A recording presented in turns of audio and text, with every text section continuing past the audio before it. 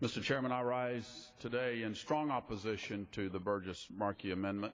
Put simply, if this amendment passes, our national security is at risk. The appropriation that this amendment seeks to strike is vital to ensure that America has a domestic source of uranium enrichment.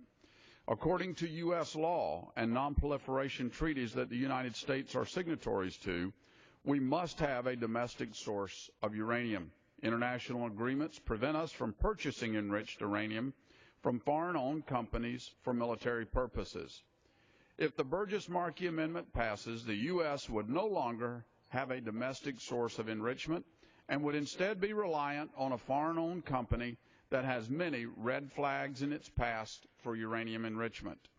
This amendment is a rerun of a similar attempt by Mr. Markey and our colleague from New Mexico, Mr. Pierce, during debate of the 2013 National Defense Authorization Act a few weeks ago to strip the authorizing language for this uranium enrichment, research, development, and demonstration program.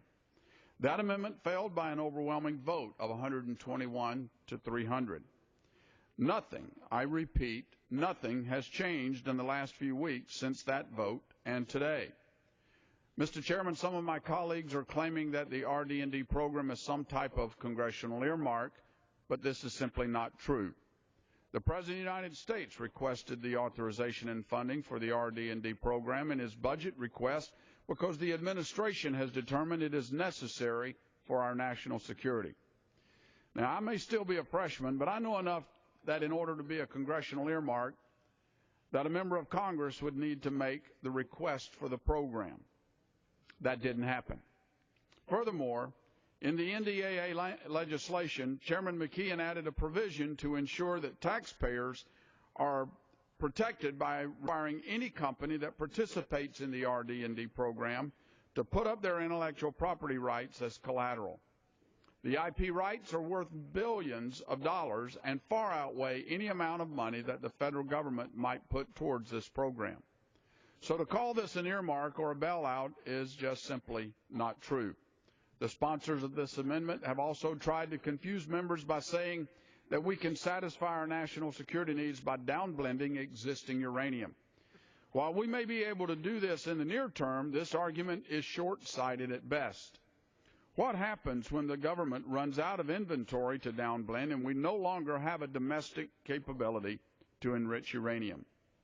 The other side doesn't seem to have a good response for that question because they know the answer.